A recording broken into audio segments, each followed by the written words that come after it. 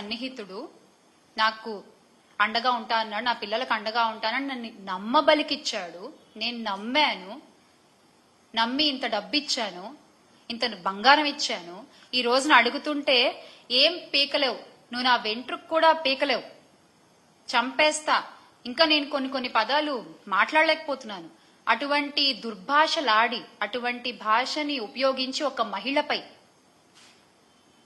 ఆవిడంత ధైర్యంగా బయటకు వచ్చి మాట్లాడుతున్నందుకు ఆ ధైర్యాన్ని మెచ్చుకుని ఆ మహిళకి అండగా ఉండకపోగా ఒక మహిళని కొట్టిన వాణ్ణి, ఒక మహిళని అబ్యూజ్ చేసిన వాణ్ణి, ఒక మహిళ దగ్గర డబ్బు దొబ్బేసిన వాణ్ణి మీరు వెనకేసుకొస్తున్నారు. మీరు ఇచ్చింది ఏంటి? ఆ పార్టీ అధికార ప్రతినిధి గారు ఇంత జరిగితే ఏం చేశారు, ఒక నోట్ రిలీజ్ చేశారు.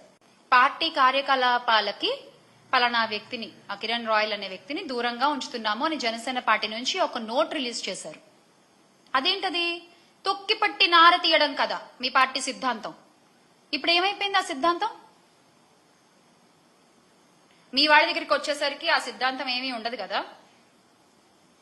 వైఎస్ఆర్సీపీ ప్రభుత్వ హయంలో మహిళలు గాని యువతులు గాని వాళ్ళ చేతుల్లో ఒక ఆయుధంలా పనిచేసిన దిశ యాప్ ని మీరు నిర్వీర్యం చేశారు. అంత గొప్ప వ్యవస్థలు మీరు ఎలాగో తీసుకురాలేరు.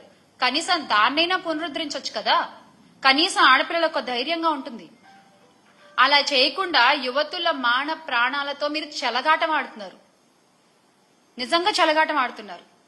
రాష్ట్రంలో శాంతి భద్రతలు క్షీణిస్తున్నా నిత్యం వాటిని డైవర్షన్ పాలిటిక్స్ తో కవర్ చేసుకుంటూ ప్రతి నెల ఒక్కొక్క టాపిక్ దొరుకుతుంది మీకు. భలే అసలు జరిగే అన్యాయాల్ని కవర్ చేయడానికి, జరిగే అన్యాయాల్ని డైవర్ట్ చేయడానికి, మీకు అనుకూలంగా ఉన్నటువంటి పచ్చ మీడియాల్లో వాటిని యథేచ్ఛగా ప్రచారం చేయడము, ప్రజల్ని నమ్మించే ప్రయత్నం చేయడము. అంటే చట్టం అనే ఒక కనీస గౌరవం కూడా లేకుండా మీరు ముందుకు దూసుకుపోతున్నారు. అన్యాయాలు అరాచకాలు చేసుకుంటూ, అత్యాచారాలు చేసే వాళ్ళని వెనకేసుకొస్తూ. అందుకే ఎవరన్నా ప్రశ్నిస్తుంటే కూడా చంద్రబాబు నాయుడు గారు అది సహించలేని ఒక స్థితిలో ఉన్నారు.